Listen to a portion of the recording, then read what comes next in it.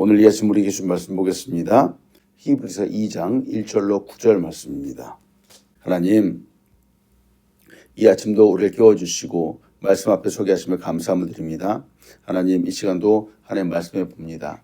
아버지, 이 말씀 가운데 기름 부어주시고 이 말씀 때문에 우리의 믿음이 더욱 견고하게 서도록 인도하여 주시옵소서. 부족한 종을 감춰주고 하나님의 영광만이 드러나게 인도하여 주시옵소서. 예수님의 이름으로 기도합니다. 아멘. 은혜로운 새벽에 오신 여러분 주님의 이름으로 환영합니다. 잘 오셨습니다. 이 아침도 하늘로부터 임하는 은혜와 축복이 우리의 삶 가운데 가득하기를 축원합니다. 우리는 지금 히브리서의 말씀을 묵상하고 있습니다. 아마도 대부분 사람들은 여름 휴가철이나 혹은 평화를 얻고 싶을 때 바닷가를 방문하지 않을까요? 큰 파도가 아닌 잔잔한 바람과 함께 밀려오는 이 잔잔한 물결을 보면서 그 마음속에 위안을 얻을 겁니다. 걱정과 근심들이 다 사라지게 될 것입니다. 그래서인지 사진 작가들이나 영상 편집자들은 고요한 이 바닷가의 모습을 그 작은 화면 속에 담아내려고 참 무던히 노력을 하지요. 저 역시 가끔 바닷가에 갈 때가 있습니다. 제가 자주 가는 바닷가는 많은 배들이 묶여 있는 곳입니다. 배가 정착하에 들어오면 움직이지 않게 하기 위해서 묶어 놓습니다. 이건 당연하겠죠. 배가 묶여 있지 않다면 물결에 휩쓸려 이리저리 움직이게 됩니다. 그렇게 방치하는 배는 아마 없을 겁니다. 오늘 히브리서를 보면은 저자가 바로 이 부분을 처음부터 강조하고 있습니다. 우리는 스스로 경계하지 않으면은 너무나도 쉽게 과거로 돌아가려고 합니다. 세상의 흐름을 따라가려고 하죠. 히브리서는 예수 믿고 교회 공동체가 된 유대인들을 향하여 쓰여진 서신서입니다. 초대교회 당시에는 전통적인 유대인들이 예수를 믿는 경우가 참 많았습니다. 이와 함께 이방인들 또한 예수 믿고 개종해서 교회 공동체 안으로 들어오게 되었습니다. 이런 교회였지만 그러다 보니까 주도권 싸움이 교회에서도 있었겠죠. 주도권을 행사하는 쪽은 유대교 출신의 그 유대인들이었습니다. 문제는 이 전통 유대인들의 생각에서부터 출발합니다. 이들이 새로운 공동체, 교회를 접하게 되었지만 새로운 그리스도의 복음의 진리를 충분히 이해하지 못하고 있었습니다. 그들은 유대교와 기독교의 본질적인 차이를 인식하지 못하고 과거의 모습으로 자꾸 다시 돌아가려고 하는 그런 모습을 보이고 있었습니다. 믿음과 은혜를 강조하는 새로운 환경의 기독교가 있었고 또 이에 반해서 과거 희생과 말씀, 율법을 따랐던 그 전통이 있었죠. 이 둘이 서로 충돌을 일으킬 수밖에 없었습니다. 그들의 마음속에서 말이죠. 이들은 갈등을 일으켰고 나름대로 또 고민하는 그런 모습도 보이기도 했죠. 전통 유대인들의 마음에는 희생과 율법 등 얼마 전까지 그 해오던 그 관습들이 너무 매력적으로 다가왔습니다. 그들에게 도리어 이 율법, 이것이 안정감을 주었던 것 같기도 하죠. 그러니 당연히 과거로 돌아가려고 하는 겁니다. 여기서 또 한 가지 그들의 생각에 부채질을 하게 된 것은 바로 로마 정부의 박해였습니다. 로마는 여전히 그리스도인들을 향하여 정치적으로 압박을 가하고 있었습니다. 로마 황제를 섬겨야 된다라는 것들이 은연중에 또 계속해서 내려왔죠. 그것이 문화였습니다. 때문에 이 히브리서 기자는 그리스도에 대한 신앙을 굳게 지키라 하고 사람들에게 권면을 하고 있는 겁니다. 그 핵심이 바로 예수 그리스도의 우월성입니다. 우월성을 지금 변증하고 있습니다. 히브리서는 예수님의 우월성에 대해서 상당한 분량을 지금 할애해서 예수님에 대해서 계속 이야기를 하고 있습니다.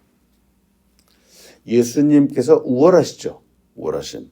이 변증은 곧 성도들이 인내해야 하고 또 믿음을 지켜야 하는 바로 그 권면의 근거가 되고 있습니다.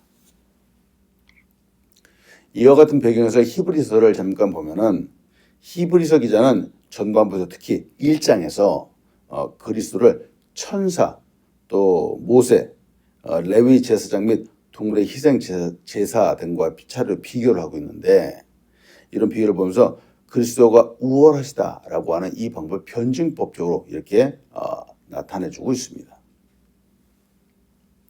오늘 본문을 통해서 여러분과 나누실 첫 번째는 바로 이겁니다.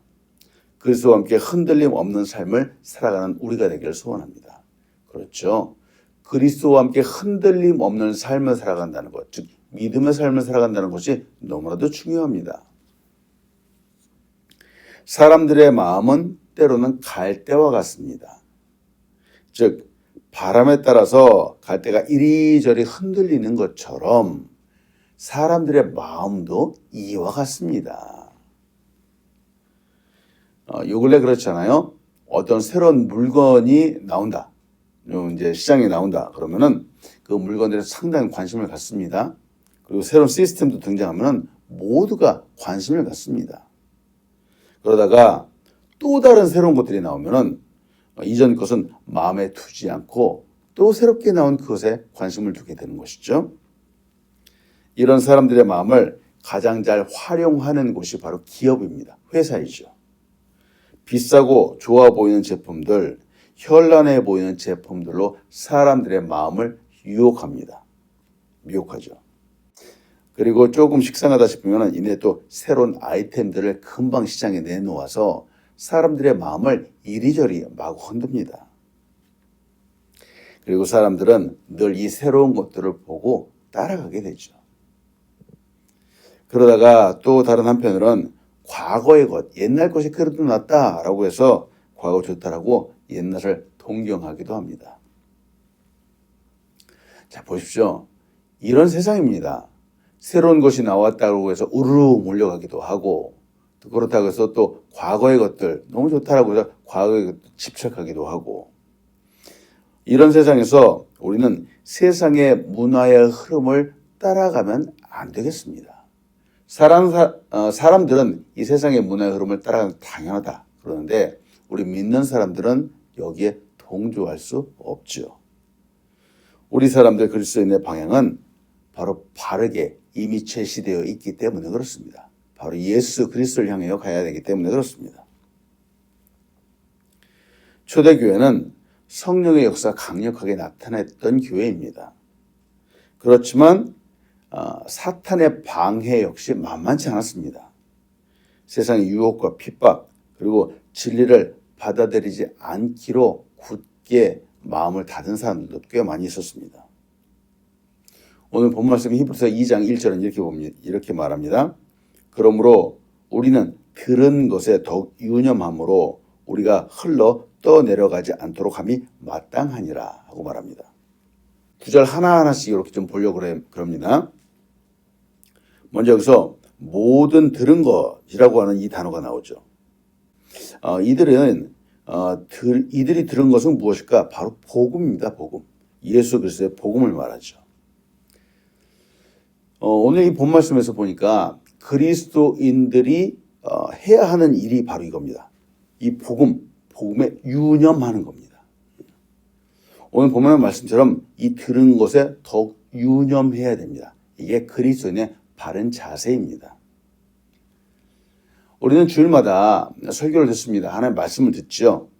그리고 매일매일 이 말씀을 보면서 묵상합니다. 큐티를 하기도 하죠. 말씀, 바로 하나님의 말씀이죠. 예수님 말씀입니다. 우리는 이것을 매일같이 보고 들어야 됩니다. 늘 가까이 해야 되죠. 그래서 유념해야 됩니다. 유념한다라고 하는 이 뜻이 무엇일까요? 잊거나 소홀히 하지 않도록 마음속에 깊이 간직하여서 생각하는 것을 말합니다. 마음속에 깊이 간직하고 늘 생각하는 것. 이게 유념한다라고 그러죠. 바로 하나님 말씀, 복음을 그렇게 해야 된다라고 하는 거죠. 우리는 이 복음을, 이 하나님의 말씀을 이렇게 유념해야 되는데 요사이 세상에서 나오는 이야기가 어떤지요. 세상에 나오는 이야기가 얼마나 재미있는지요. 하나님의 말씀을 마음에 두는 것이 참 힘들어지는 그런 세상이 되었습니다. 그렇죠. 돈에 관한 이야기 넘쳐납니다. 그리고 건강에 관한 이야기도 참 헤아릴 수 없을 너무 많죠. 이런 지식들이 나올 때마다 그 이야기들이 인터넷을 장식하게 되고 그리고 우리의 마음속, 사람들의 마음속에도 가득하게 됩니다. 사람들이 예수 그리스도의 이야기는 별로 안 하지만 돈에 관한 이야기, 건강에 관한 이야기는 아침 저녁으로 쉬지 않고 떠듭니다. 이런 세상이죠. 예, 그런데 이렇게 많은 이야기 중에서 진짜 이 사람들의 인생을 바른 길로 인도하는 것은 없는 것 같습니다. 그 영혼을 구원으로 인도하는 것 또한 없는 것 같습니다. 서두에서 말씀드린 바와 같이 우리의 삶이 이리저리 흔들리게 만들고 이도 모자라서 과거로 돌아보게 만드는 것인데 세상의 지식을 그 마음에 두면은 오늘 본문처럼 흘러 떠나가게 됩니다. 사람들의 마음속에는 세상에 관한 이야기가 있어서는 안 되겠습니다. 바로 복음이 있어야 됩니다. 복음은 세상을 따라 흘러 떠내려가지 않도록 우리를 꽉 붙잡아 줍니다. 우리 인생의 방향은 바로 예수 그리스도를 향하여 가야 됩니다. 고린도전서 15장 1절로 2절은 우리에게 이렇게 말하죠. 형제들아 내가 너에게 전한 복음을 너희에게 알게 하노니 이는 너희가 받은 것이요 또 그 가운데 선 것이라. 너희가 만일 내가 전한 그 말을 굳게 지키고 헛되이 믿지 아니하였으면 그로 말미암아 구원을 받으리라 하고 말합니다. 말씀을 굳게 지키고 이것을 갖다 잘 받으면 굳게 지키면은 이로 말미암아 우리의 삶 가운데 놀라운 역사가 나타난다라고 하는 것이죠. 저는 하나님 말씀을 잘 보고 연구하는 사람입니다. 그렇죠, 목사죠. 목사가 학교에서 기본적으로 이전에 배웠던 것들은 바로 신학이라고 하는 학문입니다. 신학은 하나님에 대해서 알아가는 학문이죠. 신학은 이 세상의 그 어떤 학문보다 사실은 가장 뛰어난 고차원적인 학문입니다.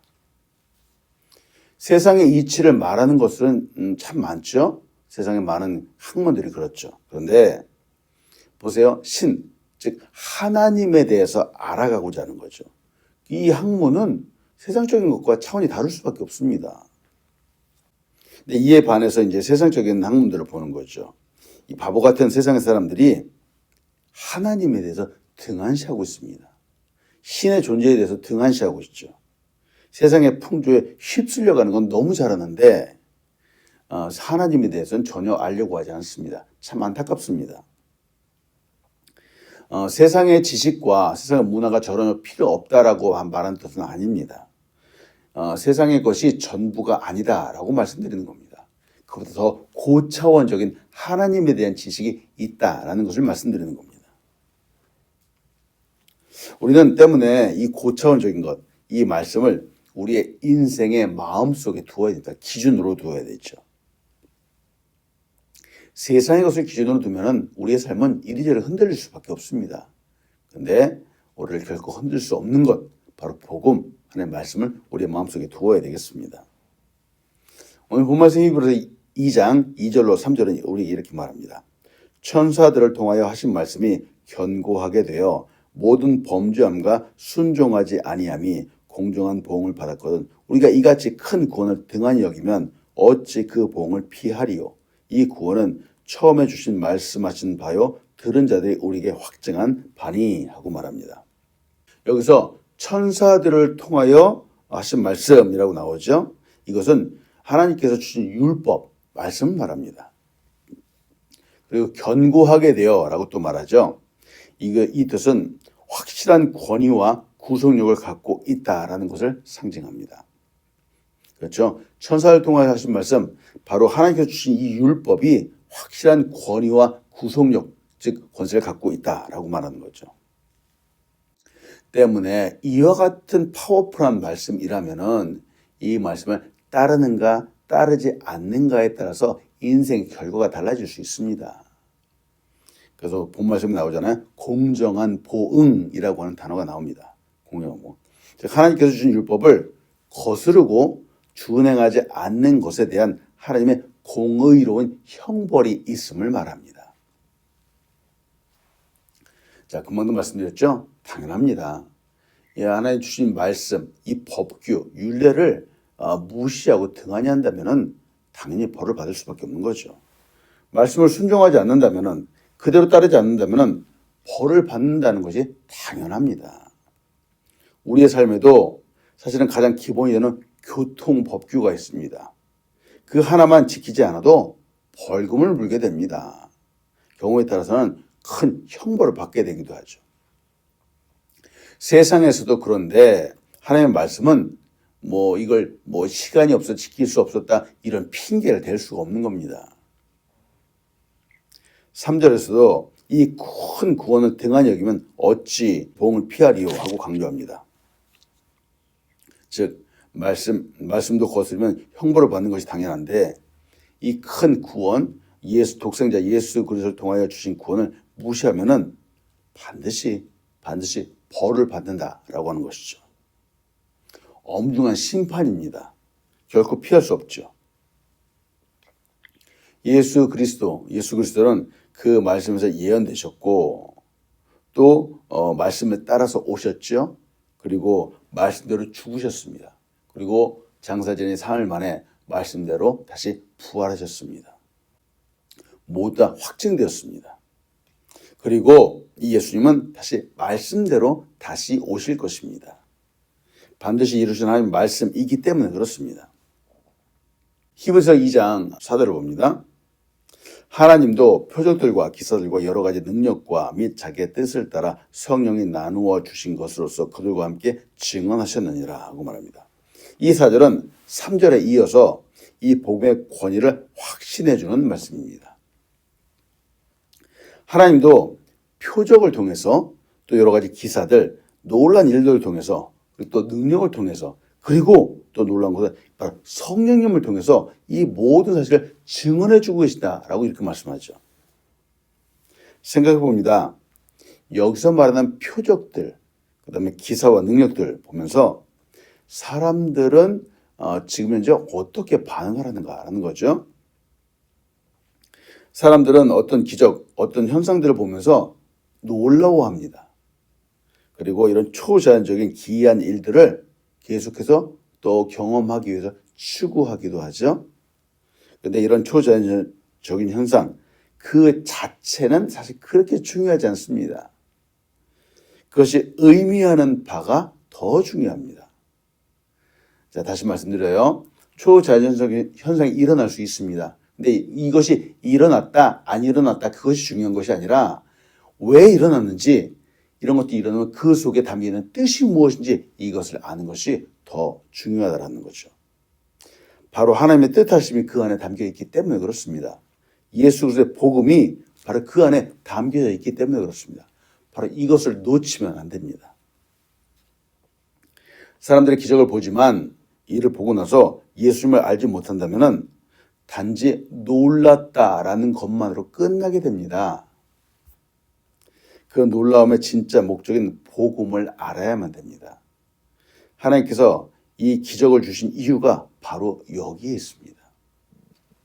오늘날 이런 표적, 기사, 능력들이 그 원래의 목적을 잃고 행해지는 경우들이 너무 많습니다. 사람들이 진짜 그 담겨져 있는 뜻을 모르고 그 기적만을 쫓아다니는 경우들이 참 많이 있죠. 놀라움만을 추구하는 경우들이 많이 있습니다. 우리가 잘 알고 있는 존 칼빈은 이렇게 얘기를 합니다. 하나님에 의한 기적은 복음을 충분히 그리고 순전히 권위 있게 해주는 것 외에 다른 목적을 갖고 있지 않다는 원칙을 중요하게 여기지 않으면 안 된다라고 말합니다. 참 말 갖다 좀 많이 하긴 했지만 보세요. 하나님에 의한 기적은 복음을 충분히 권위 있게 해 주어야만 된다라는 거죠. 그 외에 다른 것들 별로 필요 없다라고 하는 겁니다. 기적, 이적, 놀라운 일입니다. 참 기가 막힌 일이기도 합니다. 하나님이 쓰시는 거죠. 그러나 말씀이 우선입니다. 복음이 우선입니다. 이 복음을 제쳐두고 기적만을 추구하는 것은 잘못된 겁니다. 때문에 오늘도 예수 그리스도 이 복음을 꼭 붙잡으십시오. 붙잡고 복음으로 인하여 흔들림 없는 삶을 살아가는 우리가 되길 간절히 축원합니다. 아멘. 오늘 본 말씀 통해서 여러분과 나누시는 두 번째는 하나님은 죽음을 통해서 우리를 구원하신 분입니다. 바로 예수 그리스도 독생자 예수의 죽음을 통해서 바로 우리 인생을 구원하시는 분입니다. 큰 구원, 오늘 본 말씀 보니까 큰 구원이라고 하는 단어가 나오죠. 큰 구원은 하나님의 아들 독생자 예수의 성육신과 죽으심을 의미합니다. 예수님은 하나님이시죠. 히브리서 1장에서 예수님께서 얼마나 놀라운 분이신가, 얼마나 뛰어난 분이신가 하고 거듭해서 강조해서 말합니다. 천사와 비교할 수 없다라고 하는 것이죠.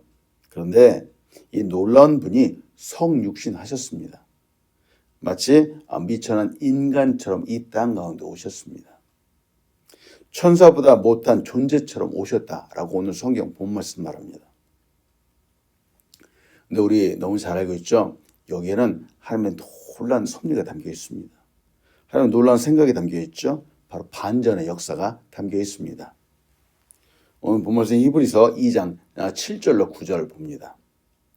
그를 잠시 동안 천사보다 못하게 하시며 영광과 존귀로 관을 씌우시며 만물을 그 발 아래 복종하게 하셨느니 만물로 그에게 복종하게 하셨은즉 복종하지 않은 것이 하나도 없어야겠으나 지금 우리가 만물이 아직 그에게 복종하고 있는 것을 보지 못하고 오직 우리가 천사들보다 잠시 동안 못하게 하심을 입은 자 곧 죽음의 고난을 받으심으로 말미암아 영광과 존귀로 관을 쓰신 예수를 보니 이를 행하심은 하나님의 은혜로 말미암아 모든 사람을 위해 죽음을 맛보려 하심이라. 아멘. 히브리서에서 나오는 이 문장들이나 이런 것들이 사실 이해하기 쉽지 않습니다. 그러나 우리는 핵심을 잘 보면 되겠습니다. 예수님께서 이 땅에 나심은 인간의 몸을 입고 나셨습니다.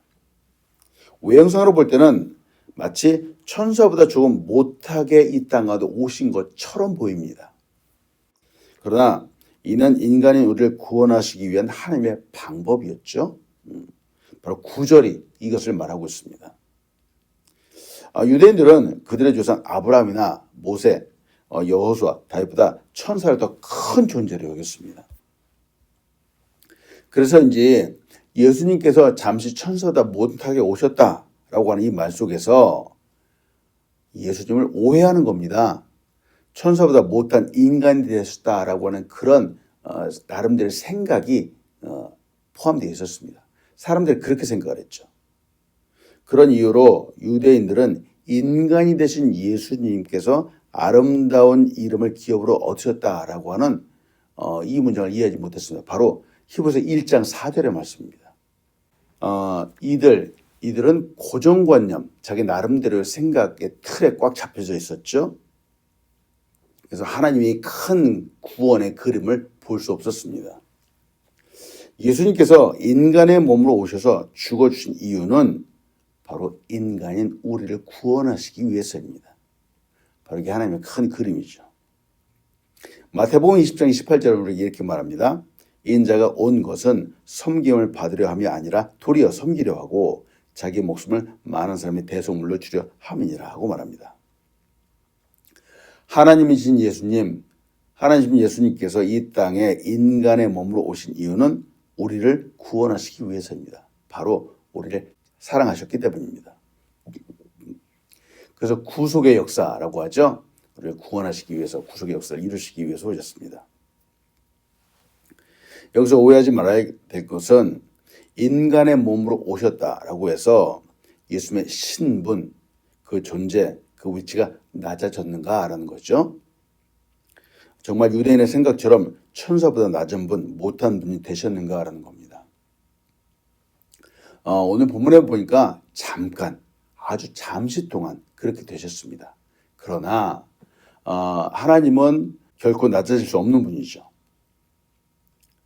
계속 우리 구원을 위해서 잠깐 낮아지셨지만 예수님은 하나님이십니다. 그리고 하나님 아버지는 예수님을 부활하신 이후 다시 모든 이름 위에 뛰어난 놀란 이름을 주셨습니다. 우리가 잘 알고 있는 빌립보서 2장 8절로 11절은 이렇게 말합니다. 사람의 모양으로 나타나사 자기를 낮추시고 죽기까지 복종하셨으니 곧 십자가에 죽으심이라. 이러므로 하나님이 그를 지키 높여 모든 이름 위에 뛰어난 이름을 주사 하늘에 있는 자들과 땅에 있는 자들과 땅 아래에 있는 자들로 모든 무릎을 예수의 이름에 꿇게 하시고 모든 입으로 예수 그리스도를 주라 시인하여 하나님 아버지께 영광을 돌리게 하셨느니라. 아멘. 이 하나님의 계획이죠. 잠깐 동안은 예수님께서 천사보다 못한 존재처럼 되셨습니다. 바로 우리를 구원하시기 위해서 그랬죠. 그러나 이것이 영원하지 않았습니다. 하나님은 예수님을 정말 천하보다 높은 존재로 다시 일으켜 세워주셨죠. 때문에 예수님이 누구이신가? 이 히브리서 말씀을 통해서 볼 수 있어야 되겠습니다. 말씀하십니다. 예수님, 하나님이신 예수님이 이곳에 육신의 몸을 입고 오셨습니다. 스스로 낮아지셨죠. 우리를 사랑하셨기 때문입니다. 하나님의 사랑의 계획이 있었기 때문에 그렇습니다. 바로 우리를 구원하시기 위해서 그랬죠. 예수님의 고난, 죽으심으로 우리가 생명을 얻었습니다. 부요함을 누리게 되었습니다. 중요한 것은 이 구원의 감격, 이 복음의 역사를 우리가 잊지 않아야 된다라고 하는 거죠. 이를 위해서 우리가 복음, 바로 예수 그리스도를 끝까지 붙잡아야 되겠습니다. 세상의 문화 얼마나 화려한 것들이 많습니까? 복음에 비하면은 세상의 문화들이 얼마나 쾌락적이고 휘황찬란한지 모르겠습니다. 바로 이것 때문에 우리가 이 복음의 역사를 등한히 하게 된다면은 참 이것이 큰 오류로 다가올 수 있겠죠. 세상의 문화를 따라가면은 그 물결에 밀려서 떠도는 배처럼 방황을 하게 됩니다. 오늘 히브리서에서는 바로 그 부분을 강조하고 있는 겁니다. 그러지 말라라고 하는 거죠. 오늘도 믿음으로서는 흔들리지 않는 굳건한 믿음의 사람이 되기를 간절히 축원합니다. 아멘. 자, 기도하겠습니다. 하나님, 오늘도 이 말씀을 통해서 우리 구 예수 그리스도를 보았습니다. 복음을 보았습니다. 하나님, 우리가 이 복음을 꼭 붙잡고 이 세상 가운데 흔들리지 않는 믿음으로 살아갈 수 있도록 인도하여 주시옵소서. 세상 문화에 우리가 미혹되어서 흔들리면은 정말 떠나가는 배처럼 될 수 있습니다. 그러나 우리는 굳건한 믿음, 흔들리지 않는 믿음으로 하나님을 기쁘시게 하는 사람이 되기 원합니다. 오늘도 우리의 발걸음을 주장하여 주시옵소서. 감사합니다. 예수님의 이름으로 기도합니다. 아멘.